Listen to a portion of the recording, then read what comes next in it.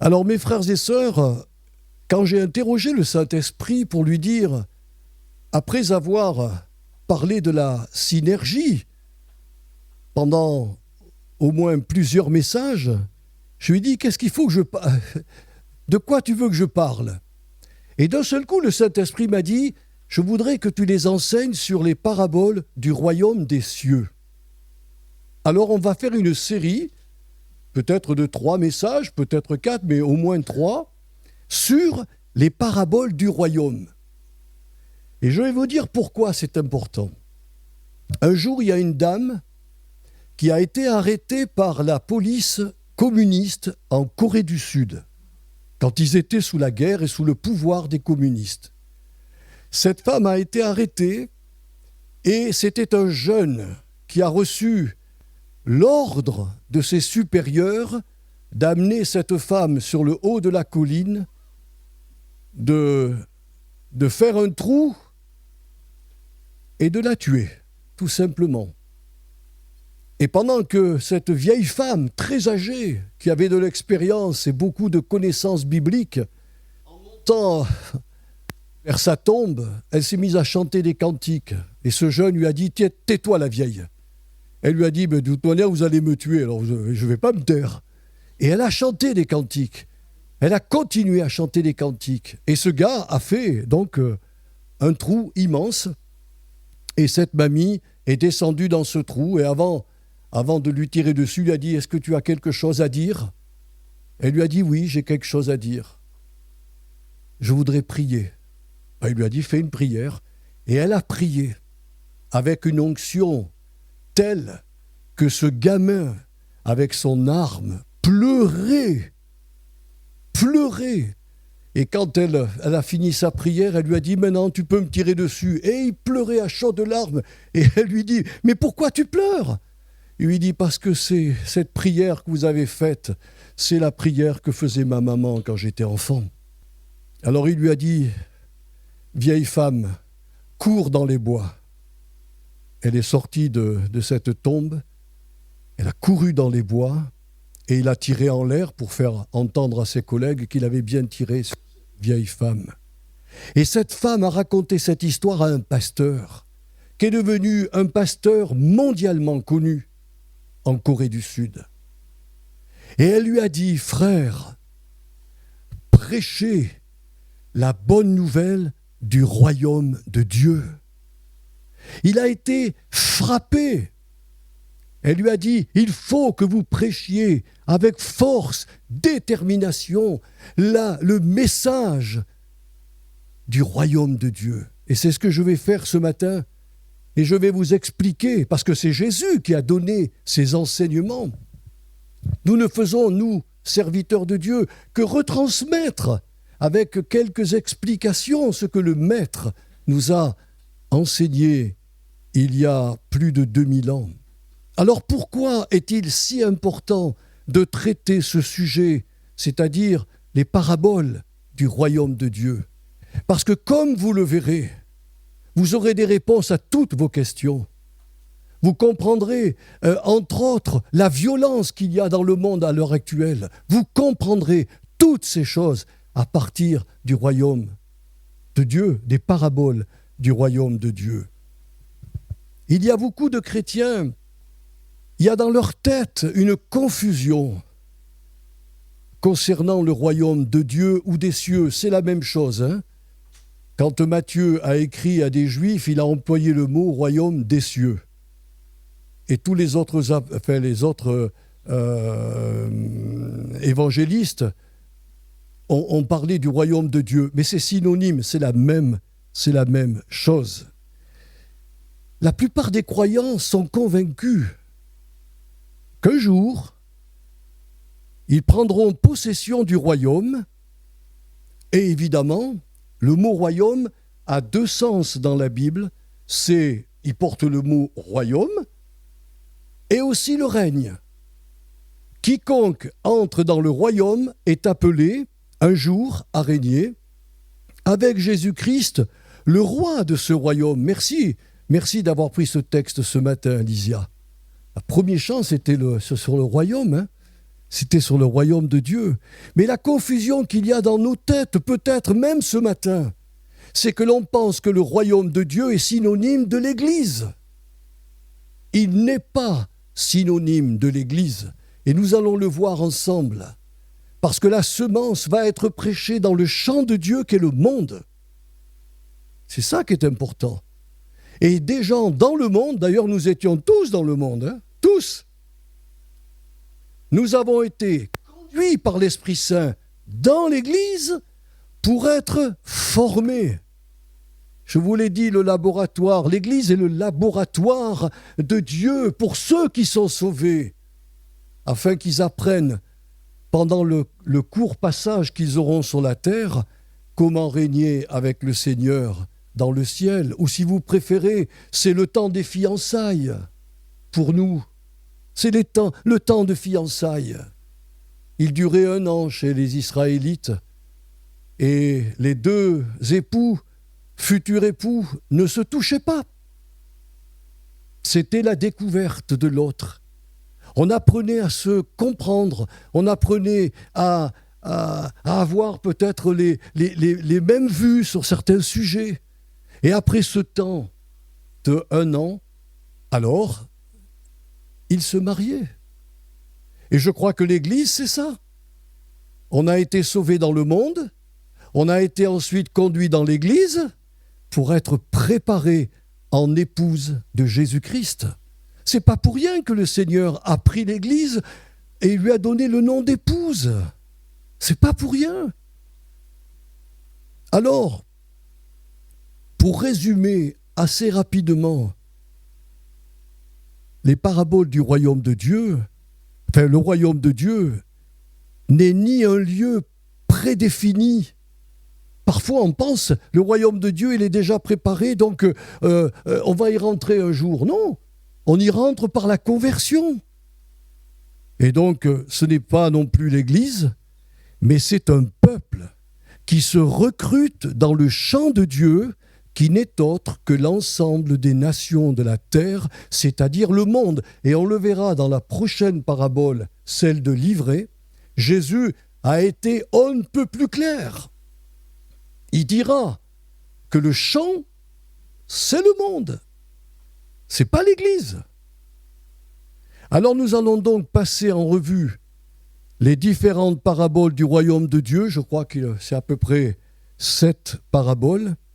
Pour comprendre quelles sont les personnes qui en feront partie. Ça, c'est important. Quelles sont les contrefaçons de Satan? Ça sera dans la prochaine, le dimanche prochain. Les contrefaçons de Satan dans le monde, où il va mettre lui-même ses propres enfants dans le monde. Ils ressembleront aux chrétiens, mais ils ne seront pas chrétiens. Ils parleront comme des chrétiens, mais ce ne seront pas des chrétiens. Ils auront l'apparence de la piété, mais ils en renieront ce qui en fait la foi. Et on le voit aujourd'hui dans le monde. Il y a des gens qui viennent à la télévision, ils disent qu'ils sont chrétiens. Quand vous regardez leurs fruits, vous avez de gros doutes. Jésus ensemence des enfants de Dieu dans ce monde. Le diable sème de l'ivraie, et Jésus a dit que l'ivraie, c'était les enfants du diable. Ils sont dans le monde. C'est pour cela qu'on a tant de problèmes et tant de difficultés. Et on verra aussi quelle sera la croissance de ce royaume depuis le moment où l'Église a éclaté à Jérusalem, ce qu'est devenu le royaume de Dieu, un immense système qui gère le monde entier. Et Jésus dira, dans cette Église mondiale, les oiseaux du ciel qui ne représentent pas du tout quelque chose de bien, c'est plutôt les faux docteurs, les fausses doctrines, vont proliférer à foison. Jésus l'avait annoncé. Et on verra pourquoi les anges sont les seuls en mesure d'opérer un tri à la fin des temps, afin d'ôter du royaume de Dieu tous les scandales et toutes les iniquités. Nous n'avons pas le pouvoir de faire ce tri. Alors le royaume des cieux est donc une réalité présente pour ceux et celles qui savent écouter. Pas ceux qui savent entendre. Vous m'entendez ce matin, vous avez la capacité de m'entendre, mais est-ce que vos oreilles spirituelles ont la capacité d'écouter Jésus, l'Esprit de Dieu, afin de pouvoir, devant la parole sainte du Seigneur, lui dire « Seigneur, je ne savais pas, mais je veux maintenant me repentir, c'est-à-dire changer de disposition morale. » Quelqu'un qui se repent, je vous l'ai dit, c'est quelqu'un qui fait demi-tour. Il arrête de vivre comme il vivait pour suivre le Seigneur. Rien que cela devrait nous faire réfléchir, mes frères et sœurs. Réfléchir. Et ces gens qui se repentent croient au sang rédempteur de Jésus et deviennent membres de l'humanité nouvelle que le dernier Adam a créée. Le dernier Adam, c'est Jésus. Ce n'est pas le deuxième, c'est le dernier. Ce qui veut dire que quand il a réalisé toute l'œuvre de Dieu, Dieu lui a dit « Tu as été le dernier Adam. Après toi, plus personne ne viendra. » Alors, on va analyser la première parabole. Alors, je ne l'ai pas prise dans sa totalité. Je vous rappelle que le Seigneur a dit, il parlait à la foule, il a dit un semeur sortit et il jeta sa semence qui est tombée dans les chemins pierreux. Une autre est tombée où il n'y avait pas beaucoup de terre. Une autre semence est tombée dans des cœurs où il y avait des épines et ces épines l'étouffèrent. Et puis, il y avait une autre partie de la semence qui est tombée dans une bonne terre et elle a proliféré et porté de bons fruits. Et voilà ce que notre Seigneur va donner à ses disciples, c'est-à-dire à nous, l'explication suivante. On va le lire ensemble. Vous donc, écoutez ce que signifie la parabole du semeur. Chaque fois que quelqu'un entend le message qui concerne le royaume, et ne le comprend pas, le diable vient arracher ce qui a été semé dans son cœur. Tel est celui qui a reçu la semence au bord du chemin. Puis, il y a celui qui reçoit la semence sur le sol rocailleux. Quand il entend la parole, il accepte aussitôt avec joie. Mais il ne la laisse pas prendre racine en lui, car il est inconstant. Que surviennent des difficultés ou la persécution à cause de la parole, le voilà qui abandonne tout. On en a vu des gens comme ça. Un autre encore a reçu la semence parmi les ronces. C'est celui qui écoute la parole, mais en qui elle ne porte pas de fruits parce qu'elle est étouffée. On pourrait traduire ce verbe par avorter. Elle est avortée par les soucis de ce monde et par l'attrait trompeur des richesses. Un autre, enfin, a reçu la semence sur la bonne terre. C'est celui qui écoute la parole et la comprend. Écoutez bien, frère. Il l'écoute, pas simplement que l'écouter avec son cœur, avec ses oreilles du cœur, mais il la comprend. Il comprend tout ce que comporte l'acceptation de Jésus-Christ comme son sauveur. Alors il porte du fruit. Chez l'un, un grain en rapporte 100, chez un autre 60, chez un autre 30. Voyez-vous, il n'y a pas chez celui qui reçoit Jésus une production identique partout. Il y a des fois des difficultés pour porter du fruit, mais ce qu'il faut noter là, c'est qu'il porte du fruit. Alors toutes les paraboles que nous allons voir ensemble, qui concernent le royaume des cieux, contiennent des mystères que le Seigneur a expliqués à ses disciples à l'époque. Il a commencé à parler à la foule, et ensuite ses disciples lui ont dit « Seigneur, on ne comprend rien. » Mais alors, rien du tout. Il leur a dit « À vous est donné de connaître les mystères du royaume de Dieu. » Et nous sommes les descendants des disciples, nous sommes disciples de Jésus, nous sommes apprentis de Jésus, Et à nous aussi, on a besoin de comprendre clairement l'analyse de la parabole du semeur. Alors que le Saint-Esprit, mes frères et mes sœurs, ce matin, nous aide à bien écouter ce que Jésus a enseigné il y a plus de 2000 ans. Alors voici en substance ce que Jésus a dit à ses disciples. Quand ils étaient autour de lui, il leur a dit « Quand vous allez partir, évangéliser. Moi, je vais remonter au ciel, mais vous allez partir, évangéliser. Vous allez faire comme moi.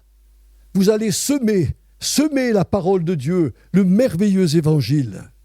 Eh bien, vous rencontrerez des auditeurs complètement différents les uns des autres. Vous rencontrerez malheureusement des personnes qui sont totalement fermées à l'évangile et dont le cœur est insensible à la notion de péché, de justice et de jugement. Je me suis penché sur le texte original parce que il est dit que ces gens-là ne croient pas la bonne nouvelle de Jésus. Et ces personnes-là vont refuser délibérément de croire à la bonne nouvelle. On en trouve, hein.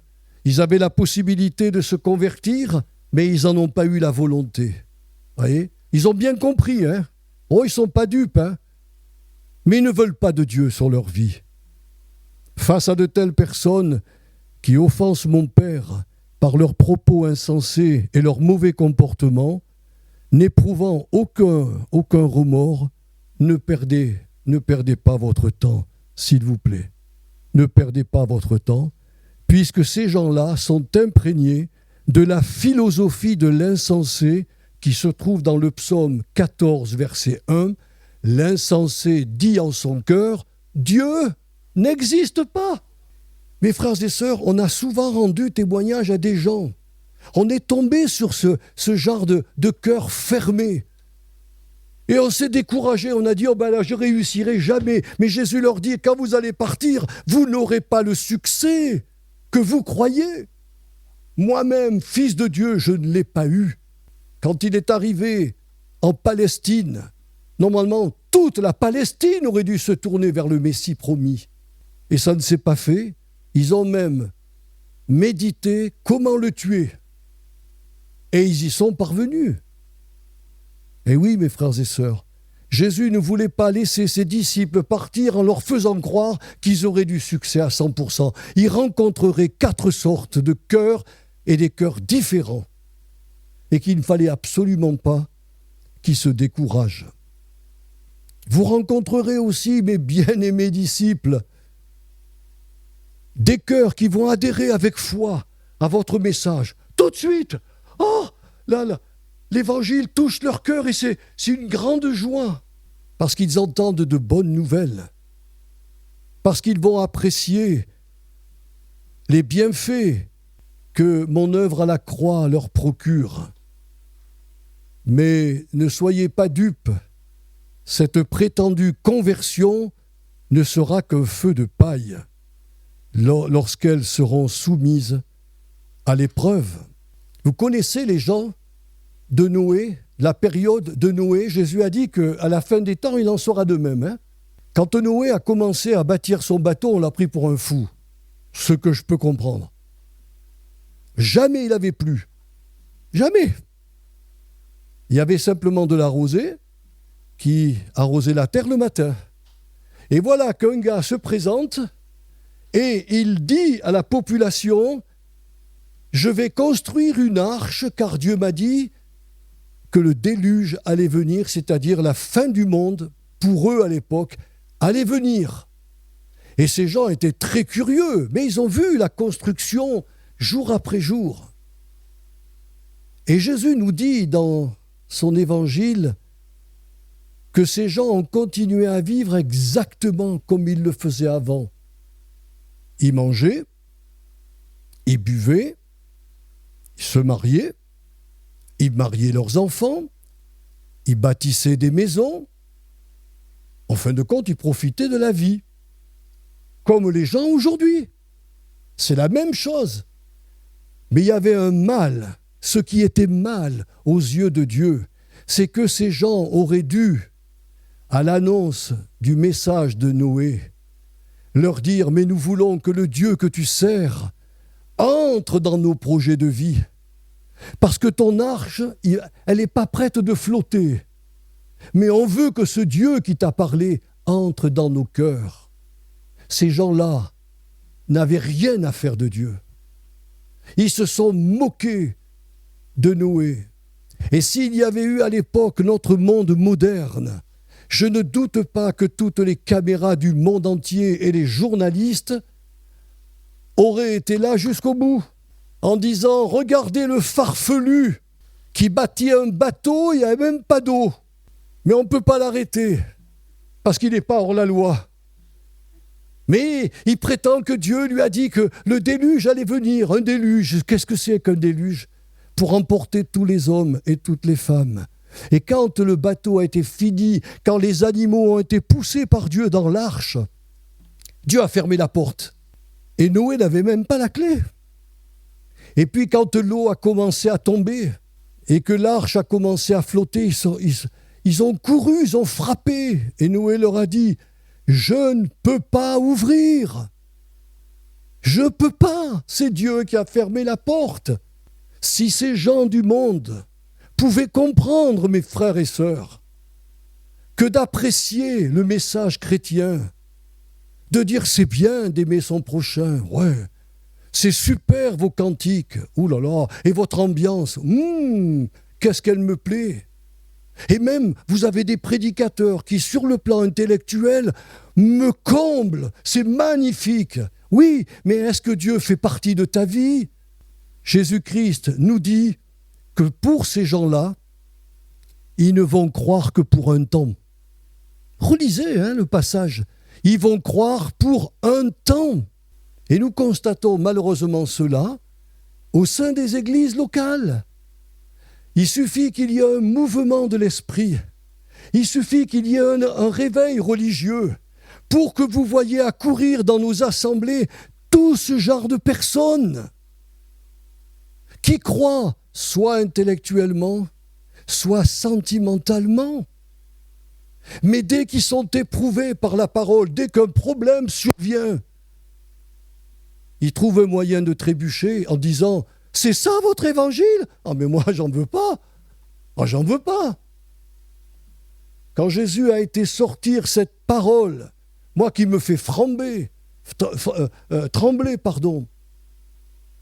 si quelqu'un veut venir après moi, qu'il renonce à lui-même, qu'il se charge de sa croix et qu'il me suive. Mes frères et sœurs, croyez-moi, là il y a un tri. Oui, une fois que leur foi est testée par le Seigneur, eh bien ces personnes-là, elles se retirent et elles disent, comme ceux des évangiles, si vous vous rappelez bien de cette histoire, Jésus avait rassemblé entre 5000 hommes, ce qui peut y avoir facilement 20 000 personnes, et il a multiplié les pains. Et puis ces personnes sont revenues vers Jésus. Et Jésus a discerné qu'elles revenaient simplement parce qu'elles avaient mangé des pains et des poissons. Et il va leur sortir un truc qu'on ne peut pas imaginer. Il leur a dit, si vous ne mangez ma chair et si vous ne buvez mon sang, vous n'avez pas la vie éternelle en vous-même. Vous savez ce qu'ils ont dit ? Ils sont tous partis. La Bible nous dit que tous ont été testés, leur foi a été testée par cette parole, et tous y quittèrent Jésus. Et Jésus va dire aux apôtres, et vous voulez aussi me quitter ? Vous savez pourquoi ils ont quitté Jésus et ce qu'ils ont dit ? Ils ont dit, cette parole que tu nous dis, elle est trop dure. Je peux pas, nous ne pouvons pas la manger. Eh oui, ça c'est le deuxième terrain. Et il continuera notre Sauveur en leur disant, vous rencontrerez encore, ne vous découragez pas, mes bien-aimés disciples, ne vous découragez pas, mais je vous mets au courant de ce que vous allez rencontrer quand vous allez évangéliser. Vous rencontrerez aussi des cœurs partagés entre le prix à payer pour me suivre et l'attirance que les plaisirs de ce monde exercent sur leur âme. Mais si vous suivez bien le texte, il est dit que les épines des soucis, l'épine de la richesse ou de l'avidité, l'épine des désirs de la chair, je vous l'ai dit tout à l'heure, vont étouffer cette parole. Littéralement, ça va avorter. Pourtant, ce troisième terrain, mes frères et sœurs, avait la possibilité de voir leur vie spirituelle éclore en leur être, puisque la semence divine, après avoir été acceptée par la foi, s'est accrochée à leur âme comme le fœtus s'accroche à l'utérus d'une femme enceinte. Et Jésus savait très très bien ce qu'il disait. Parce que quand on est dans ce monde, croyez-moi, et il y a ici des gens qui savent ce que je veux dire, on en prend plein la tête. On vit des difficultés comme les gens du monde, et en plus, le diable est notre ennemi. Et nous savons tous les dégâts qu'il réussit à faire dans nos cœurs, en nous culpabilisant, en nous mettant des fardeaux, en passant au travers de notre mari, de nos enfants, de nos amis, pour nous accabler. C'est un combat de la foi, mes frères et sœurs. Nous n'y pouvons rien. Jésus l'a voulu ainsi. Mais ceux qui sont avec des épines peuvent rester dans l'Église 15 ans, 20 ans. Le fœtus de la parole de Dieu était toujours en eux, mais il n'était pas né, quoi. Ce bébé spirituel n'était pas né. Savez-vous que Nicodème, qui est venu en pleine nuit voir Jésus, parce qu'il était touché par ce qu'il faisait, et il disait, on est persuadé avec certains collègues que tu es vraiment envoyé de Dieu, parce que personne ne peut faire les miracles que tu fais si Dieu n'est pas avec lui. Et Jésus va l'arrêter tout de suite. Il va dire, Nicodème, si un homme ne naît de nouveau, il ne peut rentrer dans le royaume de Dieu. Vous voyez, il parle du royaume là, à Nicodème. Nicodème a mis 3 ans. Vous m'entendez? 3 ans. Mais quand il a vu Jésus sur la croix, il s'est rappelé que le Seigneur lui avait parlé que dans le désert, au temps de Moïse, pour les sauver d'une mort certaine, parce que les serpents brûlants les mordaient, Moïse avait élevé un serpent sur la croix, sur une croix, une perche, et quiconque regardait sur la perche était délivré des morsures mortelles de ce serpent. Et c'est ce qu'il a dit à Nicodème. Le jour que tu me verras sur la croix, alors sache que si tu mets ta foi dans mon sang qui va être versé pour toi, tu passeras de la mort à la vie, des ténèbres à la lumière, de la puissance de Satan à la puissance de Dieu. Mes frères et sœurs, Jésus est là pour nous ensemencer. Si vous connaissez bien votre Bible, on a un exemple de ce que je vous dis au sujet du troisième terrain. Quand vous lisez la lettre aux Hébreux au chapitre 6, il y a certains Hébreux du temps des apôtres dont le cœur était partagé entre le temple de Jérusalem qui était encore en fonction et l'église de Jésus-Christ dans laquelle s'exprimait la vie de l'Esprit et qui était devenu le nouveau temple de Dieu. Ces Hébreux au cœur partagé avaient simplement goûté à la parole de Dieu. Goûté. Et après un certain temps, ils ont pris la décision de revenir au temple. Ils ont renié toute la foi évangélique que leur prêchaient les apôtres. Et ils sont revenus au temple, mais quelques années plus tard, le temple a été détruit.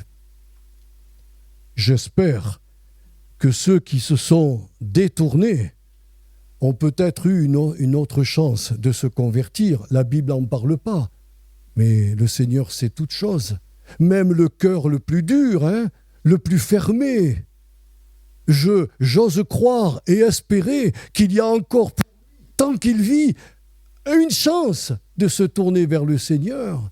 Et je crois que le cœur qui a accepté avec joie, sentimentalement la Bible ou le Seigneur et qui est parti, aura peut-être une autre chance de revenir. Je le souhaite. de tout mon cœur. Le Seigneur les aime et il saura comment les rattraper. Non, mes frères et sœurs, il faut prendre le chemin de la prière, à genoux et dans le jeûne, en disant « Seigneur, sauve ma famille, sauve mes enfants. Venez dans les réunions du jeudi soir, associez-vous avec nous pour vos enfants, pour votre famille. » Et on dégagera une synergie spirituelle fabuleuse. Et Dieu éclairera vos enfants et les arrachera de ce monde, puisqu'ils sont mis à part pour lui.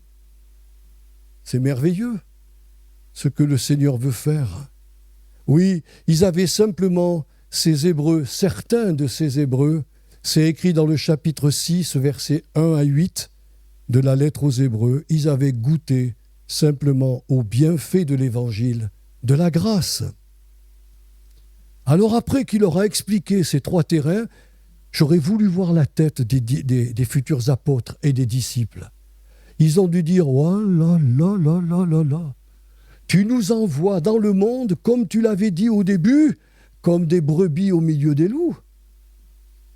Mais quel succès on va avoir, Seigneur! Tu ne te rends pas compte?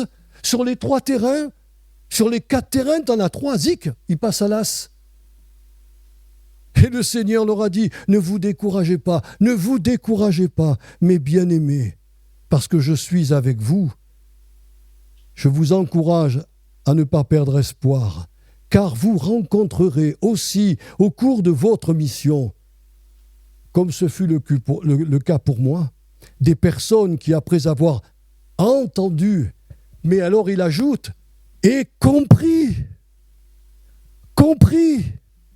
Écoutez l'Évangile, savoir ce que Jésus a fait, c'est bien, mais est-ce que vous comprenez le prix de l'Évangile?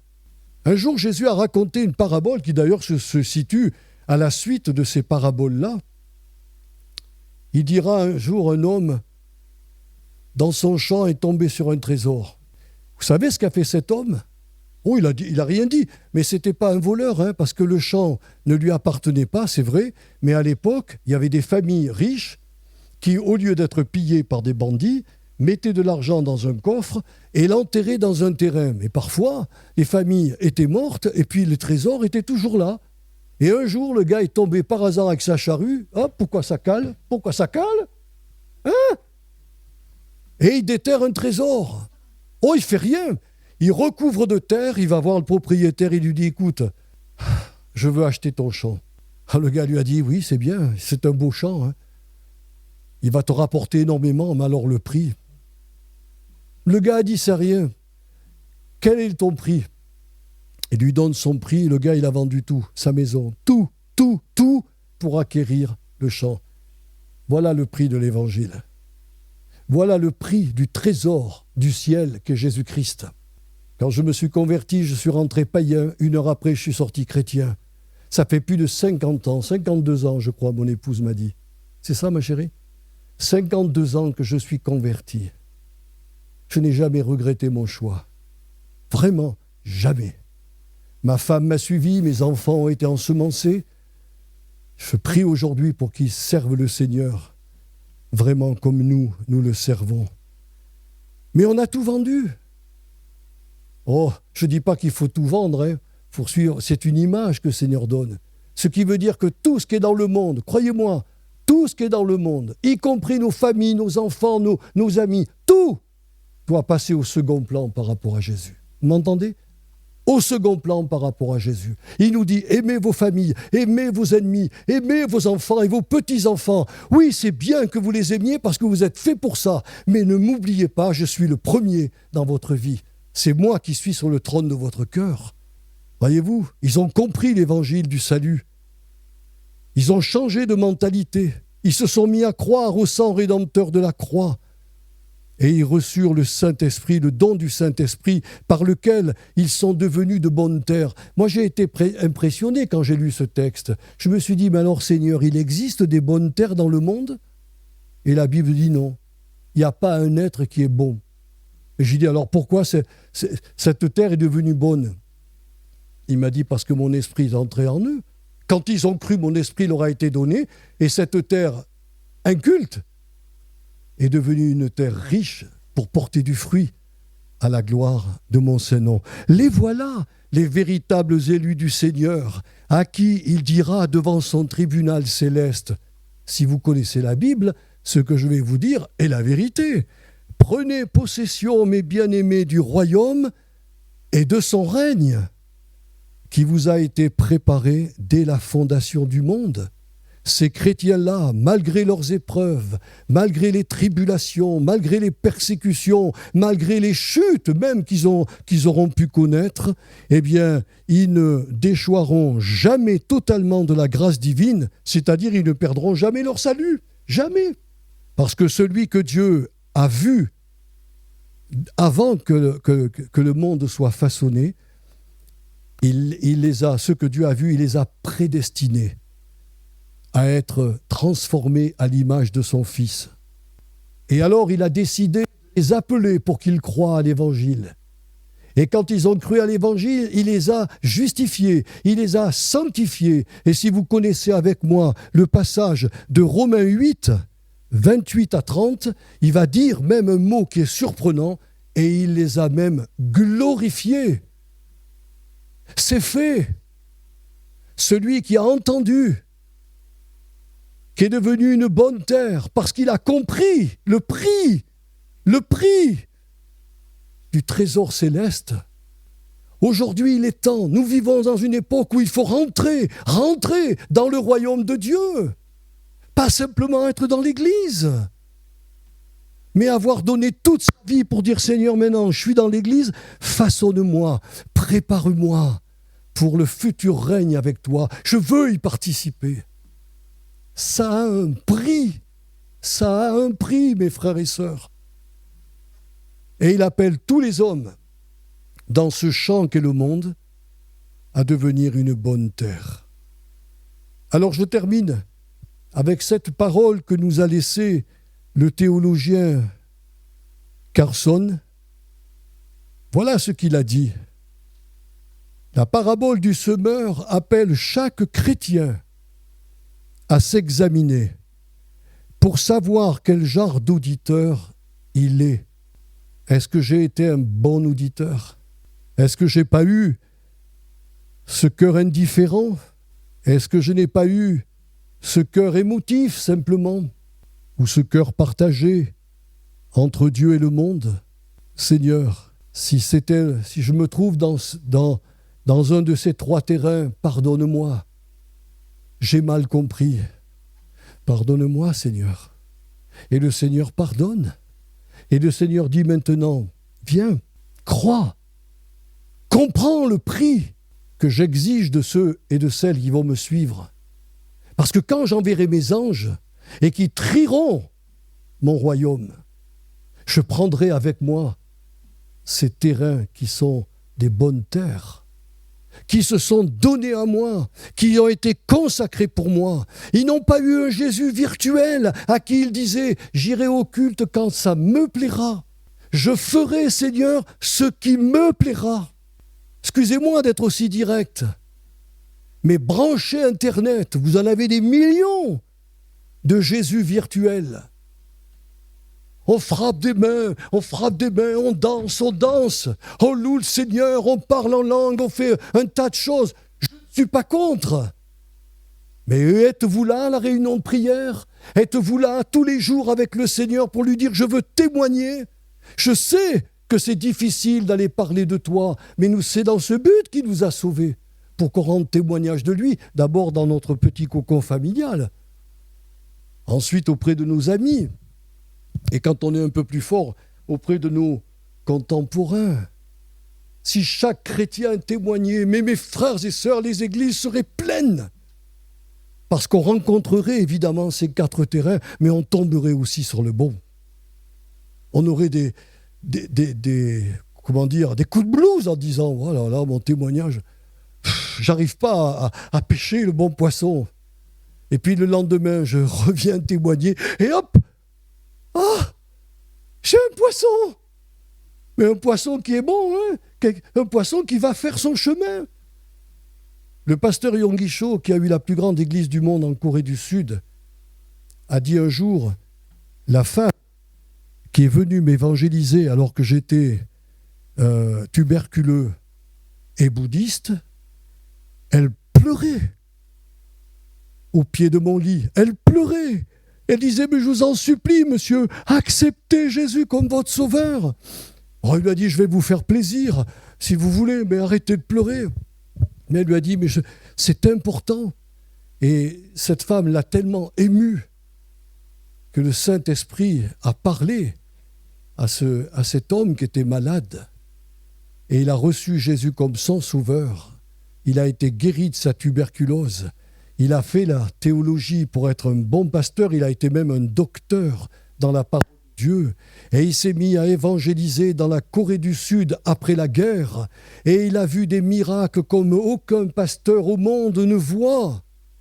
Et son Église est montée aujourd'hui, malgré qu'il soit au ciel avec le Seigneur. Son Église a atteint plus d'1 million de membres à Séoul. Et il a dit, cette femme, je ne l'ai jamais revue. Eh bien, croyez-moi, cette femme, à moins que ça soit un ange, on ne sait pas, mais quand il y aura le jugement et les récompenses, et il mettra à ses côtés cette petite femme qui lui a témoigné, et il lui dira, mon fils, sans elle, tu ne te serais pas converti. On ne pourra pas tirer gloire de quoi que ce soit. La personne qui m'a péché, qui m'a rendu témoignage, qui m'a invité à venir dans l'église à Périgueux, elle ne savait pas qu'un jour je serais en mission à Saint-Dior et que j'allais gagner des âmes à Saint-Dior et bâtir une église. Elle ne le sait pas, mais elle est associée à notre ministère. Hein. Ah oui, à tous les fruits qu'on porte, elle est associée. Voilà ce que je voulais vous dire, frères et sœurs. Chaque chrétien doit s'examiner pour savoir quel genre d'auditeur il est. C'est une question de vie ou de mort. Inclinez votre tête, ce matin. Père Saint, nous avons décidé de passer en revue toutes les paraboles du royaume. Il fallait commencer par la première, c'est la parabole du semeur. Ces 4 terrains dont un seul est devenu une bonne terre qui a été productive. Seigneur, notre frère Carlson nous demande de nous examiner pour savoir quel genre d'auditeurs nous sommes. Je ne peux pas répondre pour mes frères et mes sœurs, ni pour personne d'ailleurs. Je veux répondre pour moi. Je sais qu'un jour j'ai écouté ta parole et je l'ai tout de suite comprise. Et Seigneur, ma vie a été bouleversée. En 1 heure, ma vie a été changée. Je ne suis pas un être exceptionnel. J'étais simplement dans le monde. Et puis voilà, une personne m'a invité à entendre la bonne nouvelle de Jésus, la semence de la parole de Dieu. Je l'ai écoutée, je l'ai entendue, je l'ai comprise et je suis devenu un véritable chrétien. Seigneur, que ton esprit travaille nos cœurs maintenant parce que c'est une question de vie ou de mort. Nous ne savons pas si tu ne vas pas revenir demain. Je ne sais pas ce qui va se passer, Seigneur, avec les problèmes en Iran. J'ignore tout, Seigneur, mais tout peut basculer. Le monde peut basculer sur une seule guerre. Et tout peut s'enchaîner rapidement. Et tu peux venir nous chercher à tout moment. Mes frères et sœurs, quel genre d'auditeurs vous êtes? C'est à vous de répondre. Si vous vous situez dans les 3 premiers terrains, alors il n'y a pas la conversion. Mais vous avez l'occasion, la chance de passer du 3e terrain au 4e. Il suffit de ne pas avoir le cœur dur comme le premier terrain. Il suffit de ne pas accepter simplement l'évangile d'une manière intellectuelle ou sentimentale. Ou Seigneur, de prendre la parole de Dieu, de travailler avec elle, mais de laisser les épines des soucis, des plaisirs du monde. Et tout cela, ces épines qui vont tuer la parole. Vous pouvez abandonner toutes ces choses et dire « Seigneur, je comprends ton message ». Et j'ai décidé ce matin de me convertir vraiment, vraiment. Je veux te donner mon cœur entièrement, croire en ton sacrifice, recevoir ton esprit et entrer dans cette nouvelle humanité que le dernier Adam a créée en sa personne, en sa vie, en sa mort et en sa résurrection.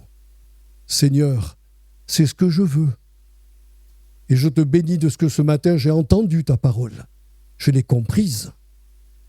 Et je veux dorénavant marcher sur ce chemin étroit, rocailleux, mais qui conduit à la vie éternelle. Voilà, mes frères et sœurs, je laisse cette parole travailler vos cœurs par le Saint-Esprit. Et je vous bénis dans le nom précieux de Jésus-Christ. Amen.